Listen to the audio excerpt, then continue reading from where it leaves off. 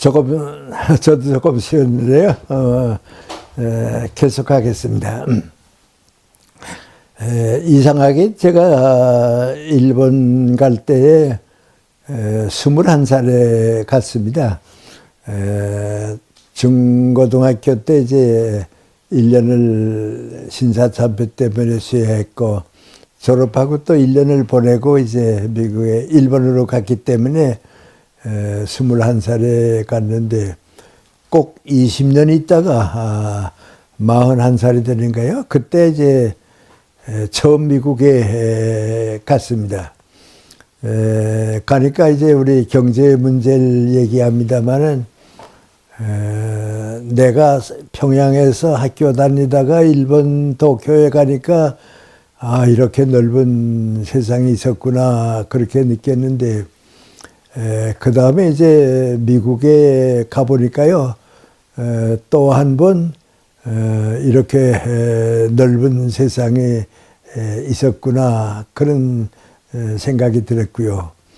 그리고 이제 미안합니다만 나는 일본을 좋아하지 않았으니까요, 일본의 과거는 이렇게 대단한 과거가 아닙니다. 명치 유신 때부터 이제 전통이 생긴 나라니까 대단한 나라가 아닌데, 미국은 이제 콜럼버스가 아메리카 대륙을 발견하고 온 것은 얼마 안 됩니다. 200년 넘었지만은 그래도 전통은 유럽에서부터 오니까요, 최소한 400년의 전통은 정신적으로는 있는 사회입니다. 이제 거기에 이제 미국에 쭉 가게 되니까 뭐 좀 더 생소하고요. 내가 여기에 적응할 수 있을까, 또 이 다음에 내 인생과 미국이나 유럽 사회 세계적인 그 무대에서 내가 나를 찾을 수 있을까, 이제 그런 걱정을 좀 했습니다. 그래도 다행히 제가 공부한 대학에서 공부한 분야가 이제 종교적으로는 기독교 분야고 서양 철학을 했기 때문에 나름대로 이제 그 전통은 좀 알고 있는 사회입니다.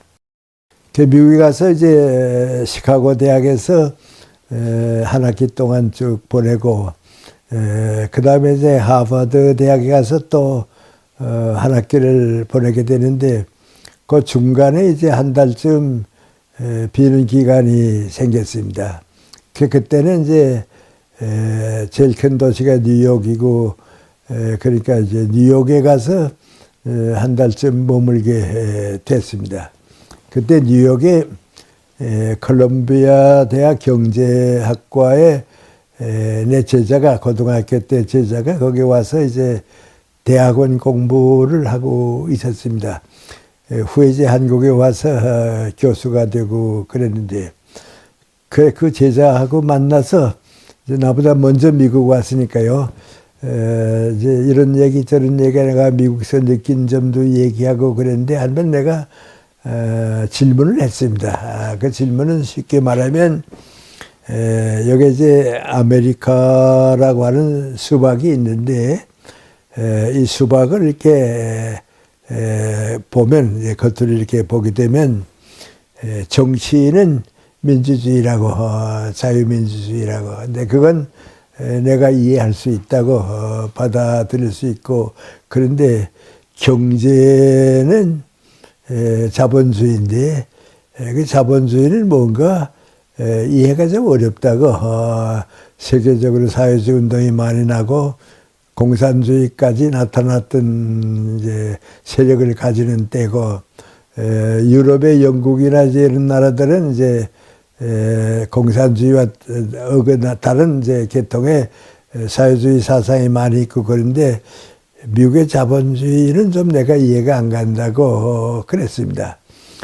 그랬더니 내 제자가 나보고 하는 말이 뭔가하니, 미국의 정치는 영국하고 꼭 같은 거죠. 그러니까 뭐 다른 게 없습니다. 한국에도 뭐 다 알려지니까 다른 거 없는데, 단지 다른 건 이제 영국은 민주주의가 의회 민주주의이기 때문에 대통령제가 아니지만은 미국은 이게 빨리 성장하려고 하고 좀 정부가 있어서 강력하게 이제 나라를 이끌어가게 하려고 하니까 대통령제가 하나 플러스 된 것뿐이지 그건 마찬가지고 그래요. 그래서 난 그건 이해한다고 그건 이해하고 거의 미국의 장점인 것도 이해하는데 경제는 지금 같은 경제가 잘못된 것 같지는 않은데 이해가 잘 안 된다고 그랬습니다. 그랬더니 내 제자가 아마 속으로는 그랬겠죠. 우리 교수님이 옛날 분이기 때문에 미국 경제가 그동안 어떤 변화가 왔다 하는 거 아마 모르실 거다. 그래서 이제 나하고 설명을 해주는 겁니다. 선생님이 얼마 전에 러시아, 그땐 소련입니다. 소련 연방국이니까요. 그 소련의 후르쇼프 수상이 미국 왔다 간 거 뉴스에서 보셨죠. 그래서 봤다고. 그 수상이 이제 유엔 총회에 와서 아주 크게 연설하고 야단하고서 끝내고 뉴욕 거리를 이제 쭉 좀 지나가고 또 농촌에도 이제 자기 가고 싶은 데 다 가서 여러 곳 만나보기도 하고 그런데 그 뉴욕 거리를 쭉 지나가다가 록펠러 센터까지 왔습니다. 우리가 가보면 참 생각 안 했던 그 록펠러 센터 크죠. 80층 되는 그 빌딩 건물이 한 블록을 다 차지하고 그러잖아요. 이제 그걸 이렇게 쭉 보면서 그나마 후르쇼프가 대륙에서는 보지 못하던 큰 시설이죠. 보통 하는 말이 뭔가 하니 한두 개인이 이렇게 많은 재산을 소유하게 되면 그 대신 얼마나 많은 가난한 사람들이 고생해 갈 거 아니냐. 앞으로도 그 부자 밑에서 노예로 살아야 할 거 아니냐. 그런 얘기를 했습니다. 그 후르쇼프 수상이 이제 공산세계 대표자로 와서 처음 다녀갔으니까요. 미국의 이제 언론기관에 이제 기자들이 쭉 따라가다가 그 얘기를 들었습니다. 그래서 그 뉴욕 타임스의 기자가 그걸 듣고서 뭐라고 얘기했는가 하니 후르쇼프는 록펠러 센터 같은 큰 시설이 법적으로는 누구누구가 대표로 돼 있으니까 그리고 그 사람은 개인의 소유라고 잘못 생각하는 것 같다고 해. 이건 법적으로는 록펠러라든지 누구 그 돼 있지만은 소유는 누가 했는가? 그 주식회사의 주를 가지는 사람들이 다 자기가 가지고 있는 건데 이 소유가 아니다 말이죠. 그건 모르는 것 같다고 그랬습니다. 근데 사실 우리도 그렇습니다. 우리 뉴욕의 은행 가운데 그 체이스 마나탄 뱅크라고 있죠. 그 록펠러 은행입니다. 그 은행 총재가 한 분 우리 한국을 다녀간 길이 있습니다. 우리나라 이제 경제인들, 기업가들하고 이제 좌담 비슷하게 이제 모임이 있었는데 거기 누가 물어봤습니다. 당신은 그 큰 은행, 세계적인 은행에 체이스 마나탄 뱅크의 주를 얼마나 가지고 있느냐 그랬습니다. 그랬더니 법에 의해서 5% 가지고 있다고. 그 이상은 못 가지고 있다고 그러죠. 5% 가지고 있다고 그랬습니다. 그럼 그 95%는 누가 가지냐 그랬습니다. 그랬더니 당신도 가질 수 있고 세계 어디 뭐 미국 사람 아니고 누구든지 다 가질 수 있다고. 95%는 다 그분들이 가지고 있는 거고 나는 그 5%만 가지고 있다고. 그럼 그 5% 가지고 행사하는 게 뭐냐 그랬더니 그 5%에서 나는 이익도 내게 올 수 있는 이익은 세금으로 간다고 하죠. 그럼 내가 차지하는 건 결국은 경영권, 운영권을 가지고 있다고. 그럼 그 경영과 운영권은 뭐냐 하고 물어보니까 뭐인 거 아니 거기서 나는 이익을 아메리카를 위해서 쓰는 권리, 도움을 주는 권리, 그건 내가 가지고 있다고 말이죠. 그러니까 이 체이스 마나탄 뱅크가 이게 내 소유는 아니고 소유는 다 나눠 가지고 있고 그걸 내가 그들에게 주주에게 줄 걸 다 주고 그리고 남는 경영에서 남는 건 민구하니 내가 또 사회를 위해서 쓰는 거, 그게 내 권리라고 말이죠. 그랬습니다. 근데 이제 그걸 내 제자가 나보고 설명을 해야 내가 알 거 아니겠어요? 그러니까 이제 그걸 설명하는 겁니다. 그걸 설명하는 방법이 이제 뭐인고 하니, 선생님 미국이 200여 년 전에 큰 대륙 속에 이제 영국, 유럽 사람들이 와서 이제 살 때는 개척해서 소유하는 거. 그럼 뭐 내가 개척해서 내가 소유하고, 내가 또 개척해서 내가 소유하고. 그래서 얼마나 많이 소유하는가. 그 소유가 많은 사람은 부자가 됐다고. 적게 하는 사람은 적고. 그러니까 뭐 이제 교수나 학자 같은 사람은 소유가 필요 없으니까 뭐 가지지 않고, 기업가나 이제 이런 사람들은 사업을 일으켜서 이제 소유하게 됐다고. 근데 경제는 소유체제가 됐다고. 이제 그걸 사람들은 미국안이 자본주의라고 그런다고. 근데 이제 유럽에서 보게 되면 유럽 나라들은 그걸 넘어섰으니까 저런 자본주의는 이제 무너진다고, 끝난다고. 그 다음에 이제 재산은 사회가 공유하는 것. 다 함께 나누어 가지고 함께 사는 것이지, 누군 너 많이 가지고 누군 적게 가지고 그렇게 되는 사회가 아니다 하는 것을 그걸 사회주의가 얘기하는 거니까, 공유하는 체제로 바뀌게 되는가, 안 바뀌게 되면 자본주의는 그대로 계속될 것이다. 다 그렇게 생각했다고. 그런데 이렇게 많이 개발해서 소유하고 보니까 그 사람들이 뭐 느꼈는고 하니, 아, 이건 내가 소유하는 건 한계가 있다.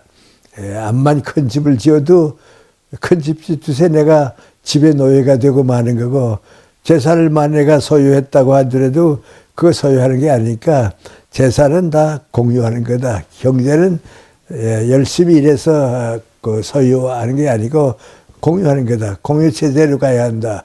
그래서 공유하게 됐다고. 근데 여러분도 이제 지금은 모르겠습니다. 내가 그때 가게 되면 이제 예를 들어 말하면 어떤 부자가 아주 서울시만큼 넓은 농장을 가지고 있는데 이걸 관리할 수도 없고 운영할 수도 없습니다. 그리고 이제 정부에서 세금을 받게 되니까 세금을 또 내려고 하니까 낼 길이 없습니다. 그래서 어떻게 하는 거 하니, 이걸 버릴 수도 없고, 그래서 이제 시에다가 기증합니다. 하면 시에서는 그걸 뭘로 만들고 하니 공원을 만듭니다. 공원을 만들어서 다 나누어 가지고 누구든지 와서 보게 되고, 그 가졌던 사람은 다 내놓고 한쪽에 조금만 가집니다. 그래서 일본도 태평양 전쟁이 끝난 다음에 그렇게 변했습니다. 그러니까 재산은 혼자 가지고 재산의 노예가 되는 게 아니고 공유하는 거다 그랬습니다. 그래서 미국을 이렇게 쭉 여행해 보게 되면 이렇게 큰 공원, 이렇게 큰 시설 이거 다 어떻게 됐나 하고 보면 부자들이 다 해가지고서는 주식으로 나눠주기 시작해서 이제 전부 공유하게 돼 있습니다. 이제 그러니까 이제 소유하는 체제를 우리가 자본주의라고 그랬는데, 그건 이제 유럽, 영국이나 독일, 프랑스가 과거에 해보니까 그건 오래 못 갑니다. 그러니까 이제 학자들은 전부 미국안이 자본주의는 곧 끝난다, 더 가지 못한다, 그 생각을 가졌는데 미국도 그걸 알았습니다. 알아서 공유체제로 이제 변했습니다. 그러다가 이제 산업이 다양하게 발전하게 되고 큰 기업들이 많이 생기게 되고 하니까 큰 기업을 운영하는 사람들에게 정부가 세금을 많이 거두어서 내고 하니까 점점 뭘로 변하는 거 하니, 아, 이게 소유체제가 아니고 공유체제고, 공유체제가 아니고 기업이 커지게 되면 이건 기여체제다. 그렇게 변하지 않으면 안 된다. 그 변화가 온 겁니다. 그러니까 이제 학자는 학문으로 사회에 도움을 주는 겁니다. 예술가는 예술로서 사회에 도움을 주는 겁니다. 정치가는 정치를 통해서 사회에 도움을 주는 겁니다. 그럼 기업가는 어떻게 하는가? 그 기업을 통해서 사회에 도움을 주는 겁니다. 내가 이제 미국 갈 땐 록펠러 재단 얘기가 많이 있었는데요.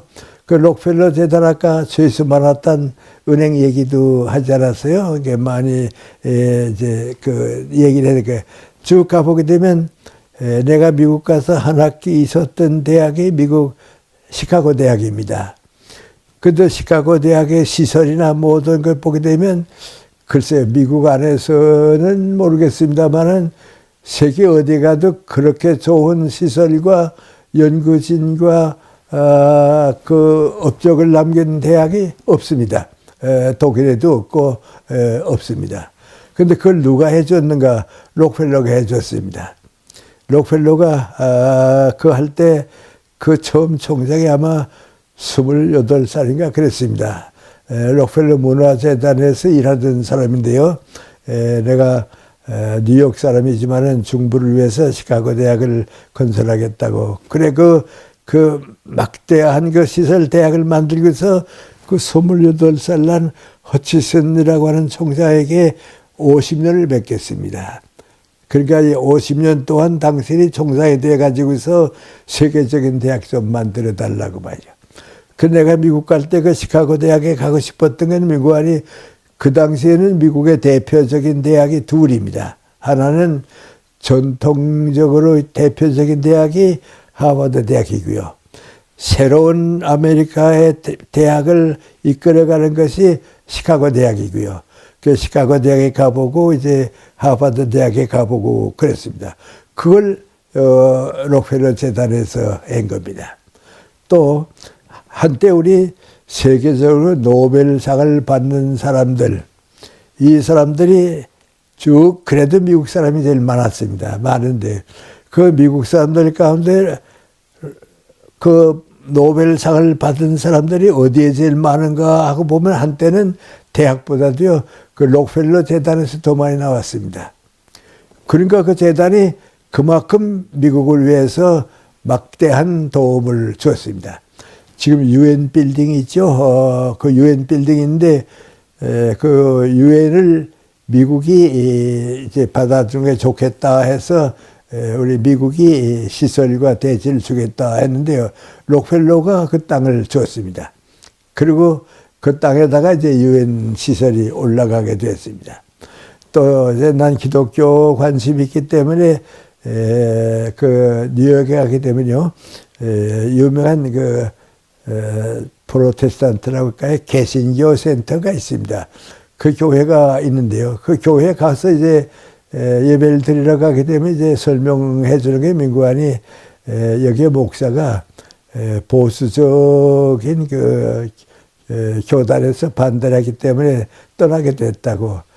그때 록펠러가 그 목사님에게 뭐 부탁했는고 하니 나는 아메리카의 장래를 위해서 우리 기독교가 이런 방향으로 가야겠다 하는 생각을 당신에게서 믿고 도움을 받고 있는데 당신이 미국의 새로운 그 개신교를 위해서 새로운 교회가 시작하겠다고 하면 내가 도와주겠다고 그랬습니다. 그래서 그 목사가 뭐라는 거 하니 교회를 도와줬다고 해서 간섭하면 나 안 한다고 말이죠. 나한테 전적으로 맡긴다면 내가 하겠다고 말이죠. 그래서 그 록펠러 재단에서 전적으로 맡겨서 지금 생긴 교회가 그 뉴욕의 아주 참 센터입니다. 세계적인 또 중심지가 되고 그랬습니다. 그럼 이제 그거의 미국이 변한 건데 그 내 제자가 나보고 하는 말이 뭔가니 지금 미국의 자본주의는 없어진 지 오래됐습니다. 그건 자본주의는 이미 아니고요. 소유가 아니고요. 공유체제를 거쳐서 세계에서 제일 기업체제입니다. 그러니까 기업을 통해서 아메리카를 도와주고 아메리카를 도와주는 것이 넘치게 되면 또 세계에 도움을 주게 되고 그게 미국의 지금 우리는 지금 시장경제라고 하는 말을 쓰고 있는데 그게 미국의 경제입니다. 기업체제입니다. 그런 설명입니다. 이제 그런 설명을 가만 듣고 보게 되면 이해가 갑니다. 아, 그러니까 미국이 세계에서 제일 큰 경제 성장을 가져오고 도움을 줄 수 있겠다 말이죠. 그렇게 할 수 있겠다 그 생각입니다. 지난번인가 아마 제가 그런 얘기를 좀 했을 겁니다. 한때 우리 고려대학생들과 공무원들에게 세계에서 만약에 이민을 간다 하면 어느 나라에 가고 싶으냐 하는데 두 곳 다 80% 이상이 캐나다 가고 싶다 그럽니다. 근데 나도 이제 캐나다에 자주 가는데요.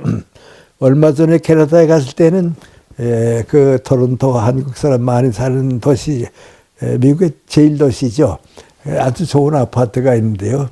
그 아파트는 이제 시설이 좋기 때문에 그 아래층에는 아파트에 사는데 사람을 위해서 온 손님은 호텔로 가지 않고 그 게스트룸으로 갑니다. 그러니까 이제 아파트 안에 호텔이 있는 셈이라고 할까요? 위에 사는 손님을 이제 그 주의를 위해서 온 손님은 호텔에 안 가고 아래 머물고 이제 그렇습니다. 이제 거기서 내가 며칠 머물게 됐습니다. 근데 그 위에 사시는 분은 박 목사님이라고 목사님입니다. 네. 강의도 한때 들은 때가 있고 그런데요. 그러니까 목사님 부부에서 내가 물어봤습니다. 캐나다 목사는 다 가난하게 사는데 어떻게 목사님께 좋은 아파트에 정말 좋은 아파트에 사시네요. 그랬습니다. 그랬더니 목사님들 다 가난하다고 목사는 부자로 살려고 하질 않으니까 다 가난한데 나는 아들이 토론토 대학의 의과대학을 졸업하고 의사로 있었는데 미국 대학에서 많은 봉급을 줄 테니까 오라고 자꾸 그래서 봉급이 많으니까 그걸로 갔다고. 가서 이제 한국 여자하고 이제 결혼해서 며느리가 생겼는데 그 며느리가 또 미국에서 또 변호사라고. 그러니까 아들과 며느리가 버는 수입이 너무 많으니까 날 도와준다고 말이죠. 그래서 이렇게 좋은 아파트에 산다고 그럽니다. 그러면서 그분이 나보고 하는 말이 민구아니 교수님 어떻게 생각할지 모르겠는데요. 나와 같이 나이 든 사람들 캐나다는 미국보다 훨씬 살기 좋습니다. 세상 떠날 때까지 뭐 다 보험이 돼 있고 모든 걸 도와주고 교수님이 여기 이제 오시게 되면 내가 초청해서 오게 되면 내가 $15만 보험료를 내게 되면 병원에 다 공짜로 다니시고 그랬습니다. 그러니까 좋은데 걱정거리는 민구하니 유능한 사람은 다 미국으로 빠집니다. 의사도 좋은 의사는 미국으로 가고 학자도 세계적으로 진출하고 싶은 가고 운동선수까지도 미국으로 다시 가고 그러니까 유능한 사람은 다 미국으로 가고 조용히 잘 사는 사람만 여기 있으니까 미국은 자꾸 올라가고 캐나다는 올라가질 못합니다. 이게 이제 앞으로 문제입니다. 이제 그래요. 이제 그거이 미국의 자유민주주의의 장점이고 그렇습니다. 근데 이제 사람이 이렇게 쭉 살다 보면 경제라고 하는 게 결국은 어떻게 사는가. 열심히 일해서 경제적인 소유를 올려가지고 그걸 온 국민이 고루롭게 혜택을 받을 수 있는데 정부가 그것을 하는 것과 동시에 기업이 그걸 도와줘야 합니다. 근데 다른 나라는 캐나다 정부가 그걸 도와주지만은 미국은 정부도 도와주고 기업가들이 도와주니까 그건 더 크게 자라게 됩니다. 그래서 제가 다른 때도 그런 얘기 합니다만은 미국이 지금 세계를 영도하게 되는 큰 원인 가운데 하나는 독일의 나치 정권 피한 사람들, 공산주의를 탈출한 사람들이 미국에 와서 미국과 함께 이제 큰 나라를 건설했다고 그러지 않습니까? 그런데 그건 미국이 가지고 있는 다양성입니다. 다원성이고 그렇습니다. 그런데 경제는 지금까지도 미국이 이끌어가고 있습니다. 이끌어가고 있는데 일본이 그 뒤를 따르고요. 독일도 이전 비슷한 제도가 되고 그런데요. 앞으로 글쎄요. 앞으로 100년은 미국 경제가 세계를 이끌어가게 될 겁니다. 그런데 그게 이제 자유민주주의의 경제관입니다. 내 제자가 이제 그런 설명을 나보고 쭉 하고 나도 이제 그런 걸 쭉 미국에 1년 동안 살면서 다 경험했기 때문에 아마 경제는 이 제도가 가장 좋을 것이다. 그건 기여체제니까. 그리고 우리 한국에 와봐도 그렇습니다. 모두가 내가 하는 일은 내가 이 일을 통해서 사회에 도움을 주고 혜택을 주는 겁니다. 나 같은 학자는 교육자는 이제 교육을 통해서 사회에 이바지하고 또 음악 같은 그 예술가들은 예술을 통해서 사회에 도움을 주고 또 무슨 기술자는 그 기술을 통해서 사회에 도움을 주듯이 기업가는 기업을 통해서 사회에 도움을 줘야 합니다. 그런데 불행하게도 지난 5년 동안 우리 문재인 정부가 와서 실수한 거에 경제가 또 올라가지 못하고 이제 혼란을 겪고 있는 건 그렇게 하지 못했기 때문에 그렇습니다. 이제 운동권 출신들이 이제 청와대를 차지하면서 제일 큰 잘못이 뭔가 하니 부자들이 있기 때문에 우리가 가난했다.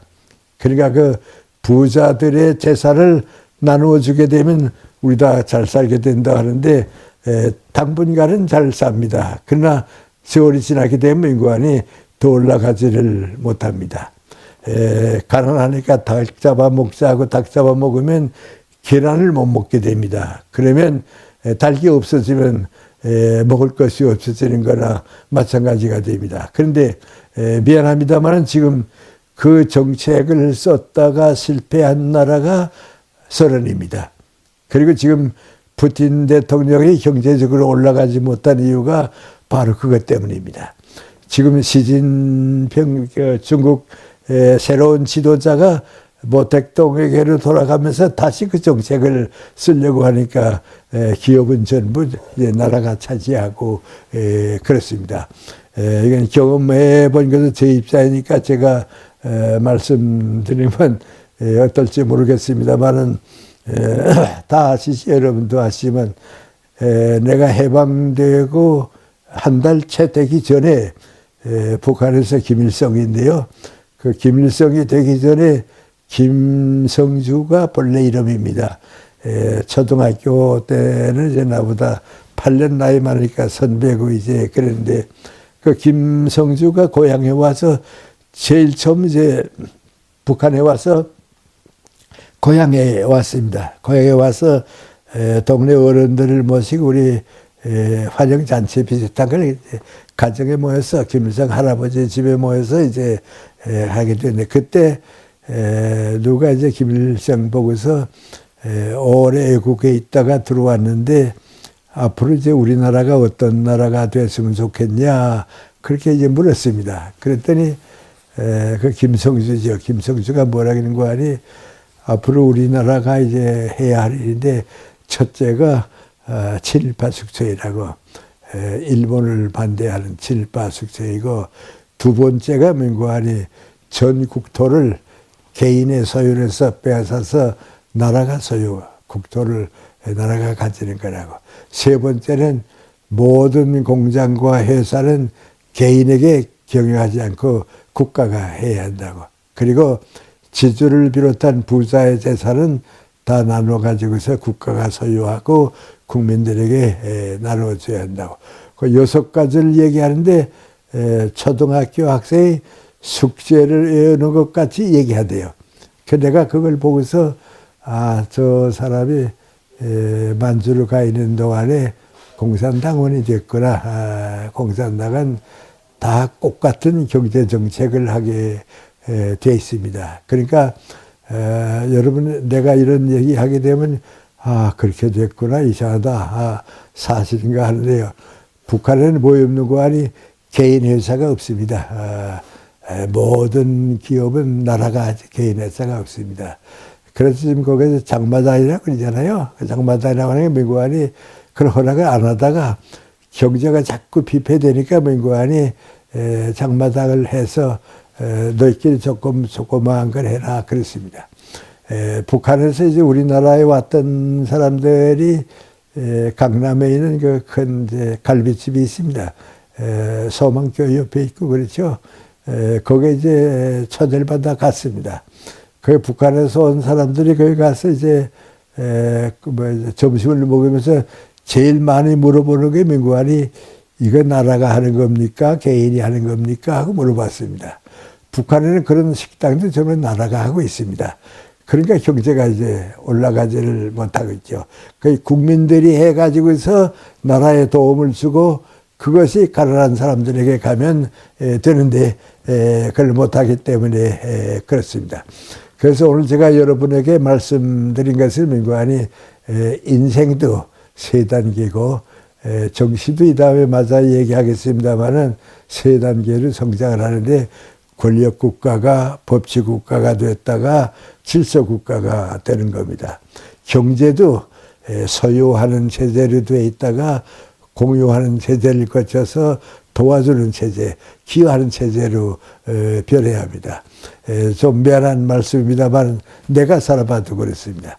가난할 때는 벌어서 내가 가집니다. 내가 소유해야 합니다. 그런데 열심히 일하고 부지런히 노력해서 여유가 생길 때는 어떤 거하니 다 같은 직장 사람들 함께 가지게 됩니다. 그리고 조금 여유가 생기게 되면 그때는 주게 돼 있습니다. 그게 우리가 사는 길입니다. 나도 그랬습니다. 나도 가난할 때는 소유했고요. 좀 여유가 생길 때는 사회와 더불어 살았고요. 조금 더 여유가 생길 때는 이젠 내가 좀 도와줄 곳이 있나 말이죠. 이거 내가 도와줘야겠다. 이렇게 도와줘야겠다. 그래서 도와주면서 사는 것. 그것이 이제 우리가 행복하게 좋은 나라를 가지고 살게 되는 축복받는 사회가 되는 길입니다. 제가 여러분한테 가급적 좀 쉽게 얘기했는데요. 우리같이 나이 많은 사람들은 잘 모릅니다만은 우리 젊은 세대들이 이런 생각을 함께 가져주게 되면 정부도 그런 방향으로 가야겠다. 앞으로는 그런 방향으로 가야지 지금과 같은 방향으로 가서는 안 되겠다. 뭐 솔직히 내가 여러분한테 물어보면 우리 문재인 대통령 시작할 때는 정부가, 청와대가 부자들 다 고생시켰습니다. 대접도 안 해주고요. 부자들 때문에 우리가 가난했다고 해서 멀리 했는데요. 지금 어떻게 됐습니까? 아, 이거 삼성 키우지 않으면 큰일 나겠다 말이죠. 현대가 저렇게 혜택을 못 받게 되면 국민이 손해를 보겠는데 말이죠. 그리고 민구안이 모든 기업이 함께 잘 돼야겠다. 예를 들어 말하면 내가 여유가 있으면 아끼지 않고 지출해야 되는 거고 말이죠. 또 어려울 때는 민구안이 내가 다른 사람의 도움을 받지 않고 내 힘으로 살아야겠다 생각인데 개인은 언제든지 가난할 때는 소유의 책임을 가져야 합니다. 조금 여유가 생기게 되면 일을 사랑해야 합니다. 정말 일을 위해서 일해야 합니다. 그래서 조금 이상합니다만 내가 해갑이 지나고 나니까 우리 후배 교수들까지도 나보고 인사할 때는 요새 뭘로 소위를 하십니까? 자꾸 그런데요. 그러나 그 얘기가 참 싫었습니다. 왜냐하면 지금 이 나이가 돼서도 하고 싶은 일이 너무 많으니까요. 또 일을 해야 하니까요. 여기저기서 이제 뭐 점심 대접하고 싶으니까 오자 만났으면 좋겠다는 전화 지금도 많이 받습니다. 많이 받지만은 나는 좀 거절합니다. 왜냐하면 점심 먹으러 다닐 시간이 어디 있느냐고 일할 게 너무 많이 있는데 이제 그렇습니다. 그렇게 일을 사랑하는 사람이 건강하고 행복합니다. 그리고 더 좋은 건 민구안이 그 혜택을 나눠줄 수 있다고 하는 거. 다른 사람에게 베풀 수 있으면 그 인생을 더 귀하게 사는 겁니다. 그래서 좀 어려운 얘기를 될 수 있는 대로 쉽게 설명을 해드리는데요. 우리 좀 젊은 세대 여러분은요. 역시 그 길밖에는 없겠다. 한 100년쯤 지나면 바뀔지 모르지만은 나라 경제도 개인 경제도 그렇게 살자면 안 되겠다 하는 생각을 다 좀 많이 가져주시면요. 우리가 행복하고요. 또 대한민국이 성장하고요. 거기에 우리가 동참하고요. 좀 그런 새 출발을 할 수 있지 않을까. 그런 생각으로 여러분에게 드린 말씀입니다. 오늘 이것까지 말씀드리고 그치겠습니다. 고맙습니다.